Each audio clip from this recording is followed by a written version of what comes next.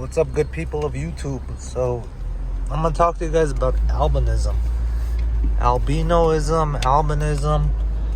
I'm not fully sure what the right term for it is. I've seen people online that are actually albino, and they refer to it both as albino and as albino, which makes it very confusing for an outsider like me that doesn't have the issue. So I always heard it as albino, so I'm gonna just say albino. Why am I talking about albinos and albinism? Because my baby girl over here, hey G, there you go, girl. She is albino. She's actually a blue-nosed pit bull. She's purebred. She's gorgeous. She wasn't fixed all the way until she needed an emergency procedure done when she was 9 years old. But she's albino, or albino, as I say. I had a really close friend, well, still a close friend, one of my best friends. They had an albino Doberman, gorgeous animal. But albino Dobermans are not white like how G is white. They're more like a creamy color. And there's different levels of albino, okay, or albinism. I can't tell you the exact medical definitions of the different variations, but there are different variations. Now, animals, like dogs, their hearing is based on pigmentation. So this beautiful creature over here, she got lucky. She has a certain type of albinism where the pigmentation in her ear is not affected, therefore she is not deaf. Most albino animals are deaf, especially dogs. And it's sad that people still breed these animals, even though albinism is considered a genetic defect. It's not something you want to strive for or to have in an animal. Now, I knew about all this, and I knew about pit bull history, and I'll get into all that as well towards the end. So I knew what I was getting into. I wanted a albino pit bull, and I put an ad online, and it took 3.5 years. I saw 3-4 dogs, of which, not that they weren't albino, but they just weren't purebred pit bulls. They were just mixes of different animals. And the odd thing about dogs is when you mix a bunch of animals, they tend to kind of come out looking pit bull-ish. I don't know if it's because there are so many pit bulls out there and there's always some pit bull within that mix, but yeah, they weren't all. Anyway, so G was a purebred, and it took me about 3.5 years, and I found her, and she just happened. I was ready to take on a deaf dog, but she's just so happened not to be deaf. The parent, my friend's Doberman was not deaf either, and the parent dog, I've only seen the father. Excuse me as I light a cigarette. I've seen the father of that dog, and the father of that dog was the most vicious dog I've ever seen in my life. And it was rest in peace, Albo's dog, and awesome dude. But that dog, I've never seen a dog like that. He would bark and stomp his front 2 feet on the cement, and the floor would vibrate. I know he was giving that dog steroids and all kinds of weird stuff, and that dog was just a specimen of fucking creature, man. And beautiful and ferocious at the same time. Now, like I said, albinism is a genetic defect. It's not something you want to strive for. But every single creature on the planet has an albino version of itself. Whether it be bugs, whether it be birds, whether it be reptiles, fish, mammals, even plants. I know all animals, I'm not sure if it's all plants, but all animals have an albino version of themselves. And most plants have an albino version of themselves. And I'm going to say most because I'm not sure if it's most, some, or all plants. But I know all animals have an albino version of themselves. Now, I've had G for about 13 to 15 years. I forget how old I am sometimes. So forgive me on that. Now, so this has been on my mind for ever since before I even got G. And my theory goes as such. In my opinion, my theory, right? Something happened to the world at some point in time where being completely white was, your survival rate increased, okay? The chances of survival was much more likely, therefore most animals that turned white, the ones that didn't, died off. Now, time passed on that, and that just became a genetic defect over time, of which one in every so often is born, because most defects, they come from somewhere. They're not just defects. They're, in case shit happens, we have like a backup plan, right? So I'm not fully sure if the planet was like for example, when the dinosaurs got wiped out, we know that the sun was blocked off for some time. I don't know if albinism, I know they're very sensitive to sunlight, so that makes me think that in a low sunlight climate, it would be beneficial to be albino, because I'm assuming you would intake the nutrients from the sun more easily than if you were a darker color or multicolored or whatever. Now, another possibility is the Ice Age. It's no secret that animals in the snow tend to be white. They blend with their background.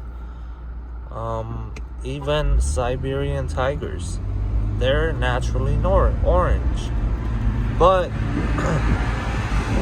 so they're naturally orange, and this guy with his smart dumbass car, where are you speeding to, bro, in that little casket? If you crash, man, you're gonna die in that thing.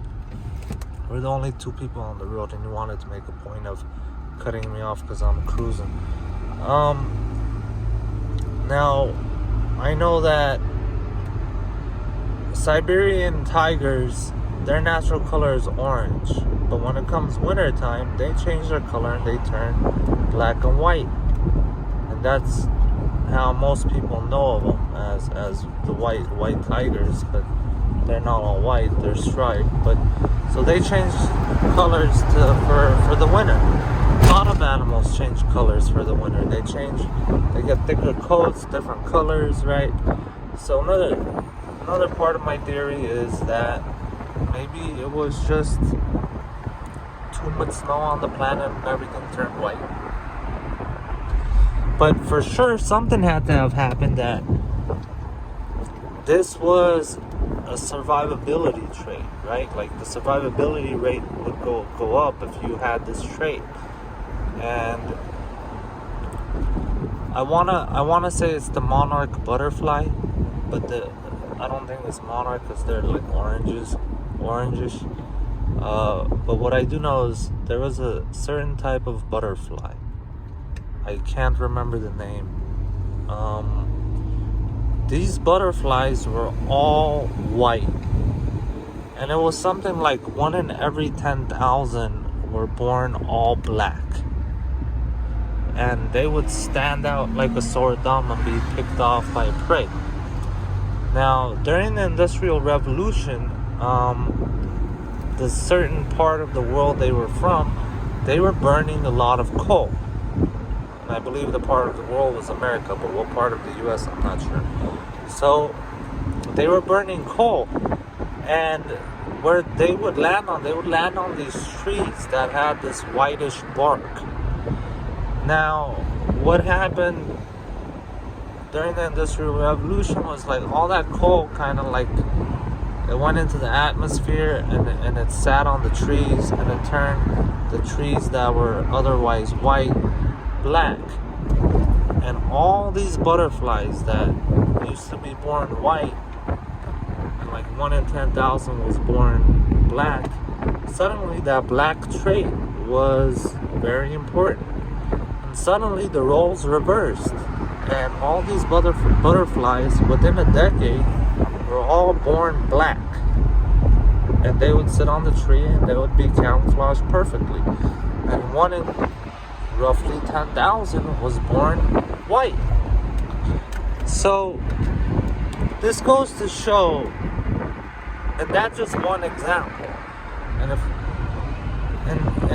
in terms of science, one example is not good enough, but it still stands to make a valid point that if every single creature, no matter what type, has a white version of itself, well, doesn't that kind of hint at something had to have happened in our history, in our world history, that albinism was somehow important and it was a survivability thing? And what do you think? You're albino. You gotta let me know. You're not gonna tell me? You're gonna keep it a secret? Alright, Geronimo doesn't want to tell us either. So that's my opinion on that. Oh, I was gonna also. Oh, you're licking me to remind me, huh? Yeah, I'll tell them about your history. A lot of people don't know why pit bulls are called pit bulls. There's a lot of things written out there. Now I don't own a time machine, so I can't go back in time and tell you with 100% certainty what the reason is behind every single thing in history. But the best knowledge. What's up, G? What are you trying to tell me, girl? Basically, pit bulls come from breeding bulldogs and terriers.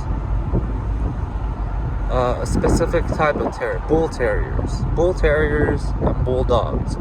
Bulldogs were called bulldogs because they would do what's called bull baiting, where they would get a bull and they would usually like tie it so it can't move, or they might not tie it, and they would release like 1, 2, 3 bulldogs on this bull, and they would place bets to see how long it would take for the bulldogs to take down the bull.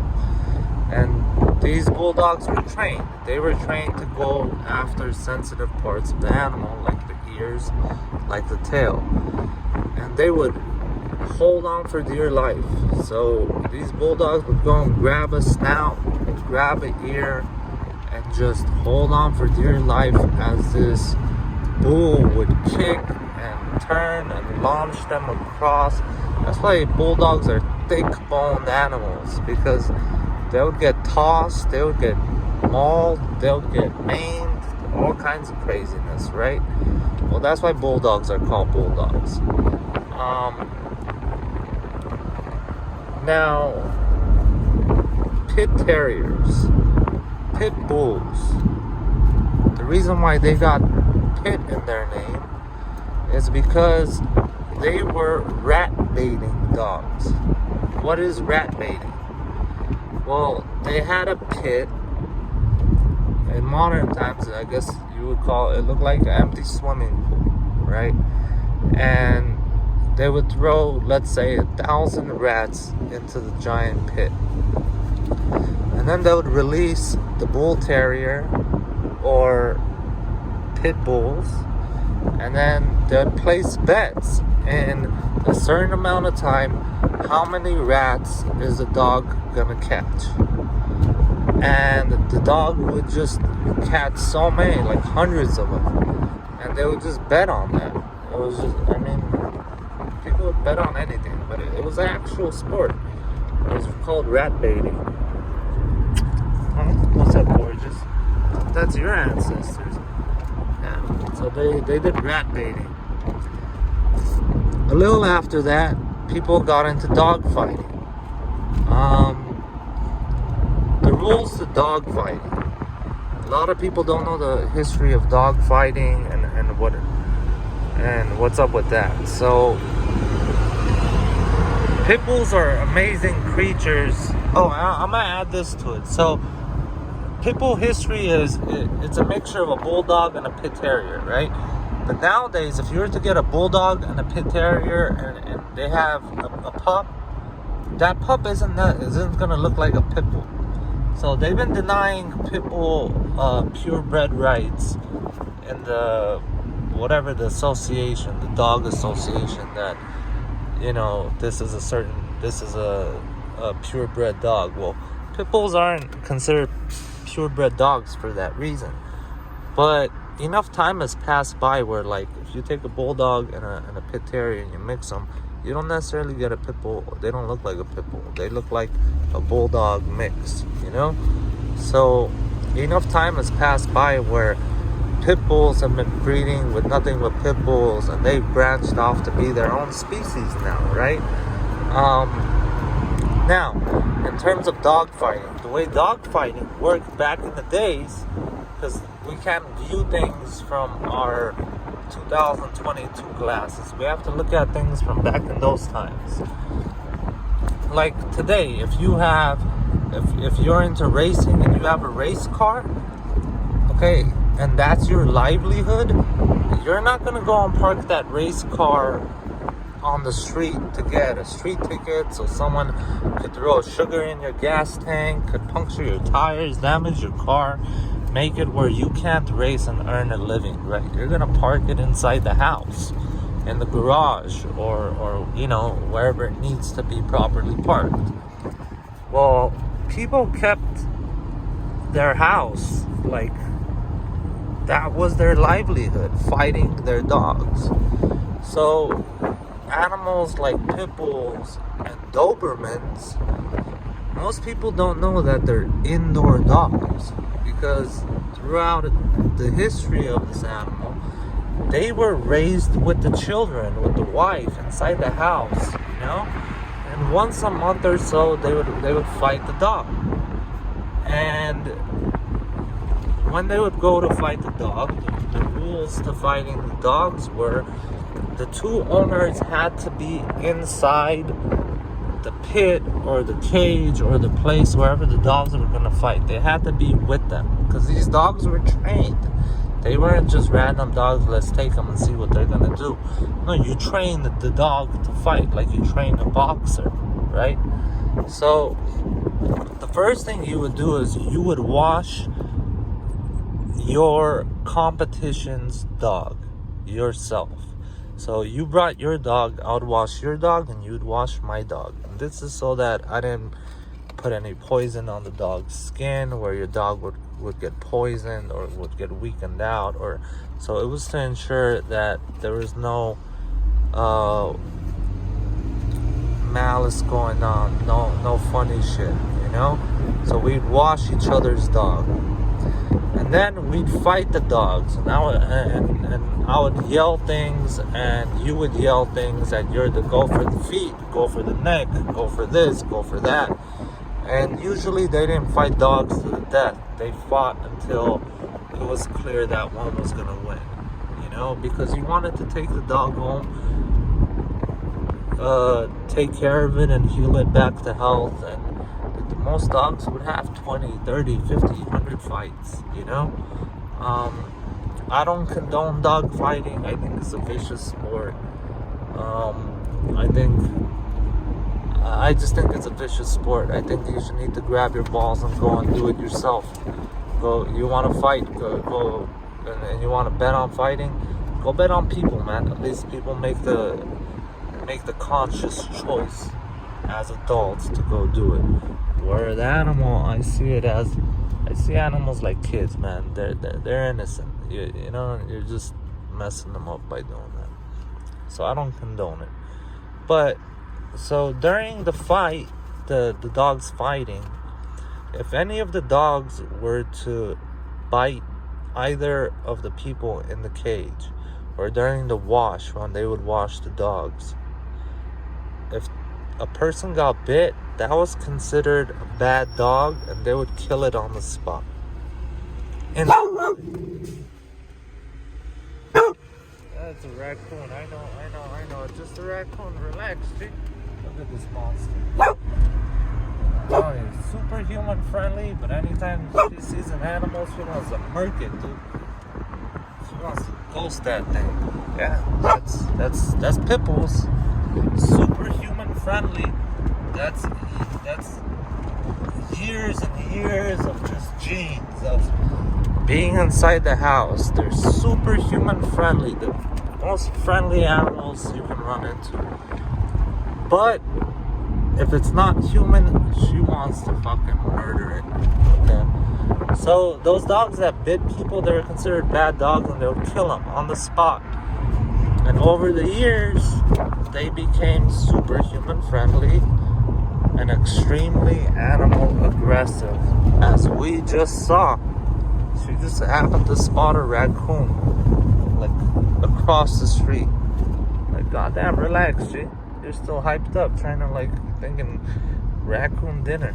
No, raccoons are awesome animals too, baby. Come on now. Live and let live, you know? So that's the history of pit bulls, and all that nonsense, right?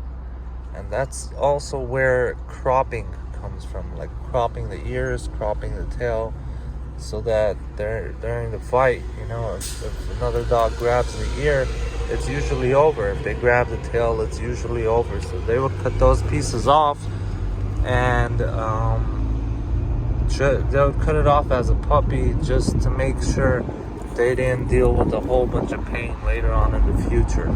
Now, I'm not okay with cropping animals at all, but there is a but to this. I'm not okay with cropping tails, and this is the exclusion to my belief of cropping.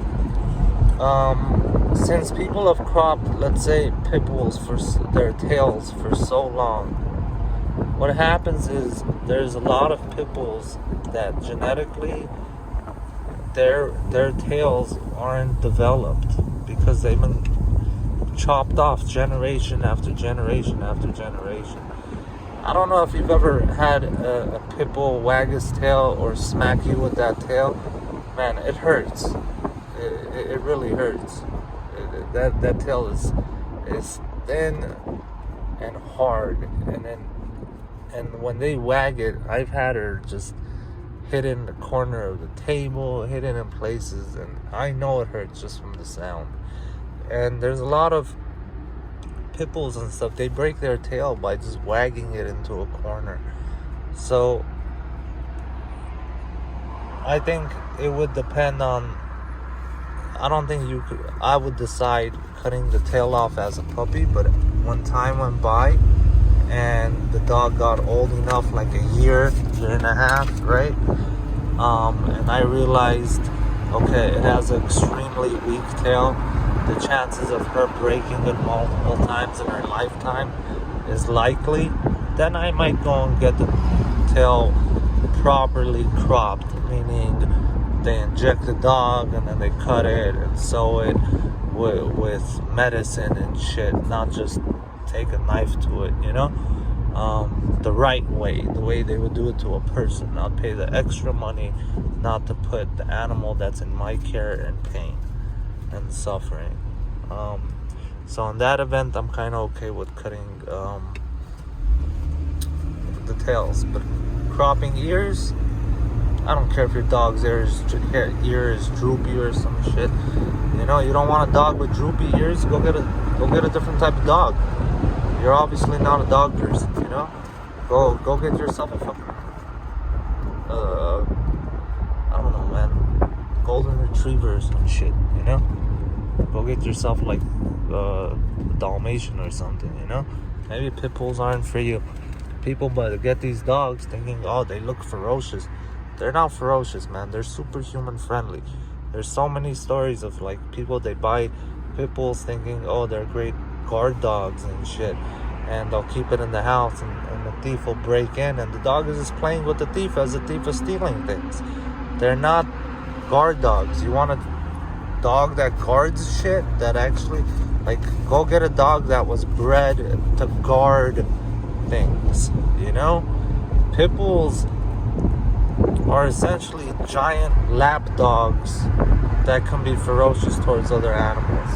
And yes, a lap dog is a thing. There's a breed of dog, they're called lap dogs. Shih Tzus and Maltese, they're considered lap dogs. They are bred to be on some rich woman's lap and shit, There's dogs that herd sheep and stuff, And then, so there's a variety of animals to choose from with different temperaments. Do your research before you get a dog. That's part of being an adult. They're gonna be with you for a very long time. You don't want to be in the situation where you've taken care of this dog and then now you gotta move, and it's hard to get an apartment because it's a pit bull, and now you have to send it to the fucking pound, and then in 7 days they're gonna put the dog to sleep. That's how you treat your best friend? That's the type of person you are? That doesn't sit heavy on your soul? Come on. So make the proper decisions, Hey, if you need to, go save a dog from the pound, whatever it is. But yeah, that's my 2 cents on pit bulls, pit bull history, my theory on albinism and whatnot. You guys have an awesome, blessed day. Say bye, G. She ain't saying bye.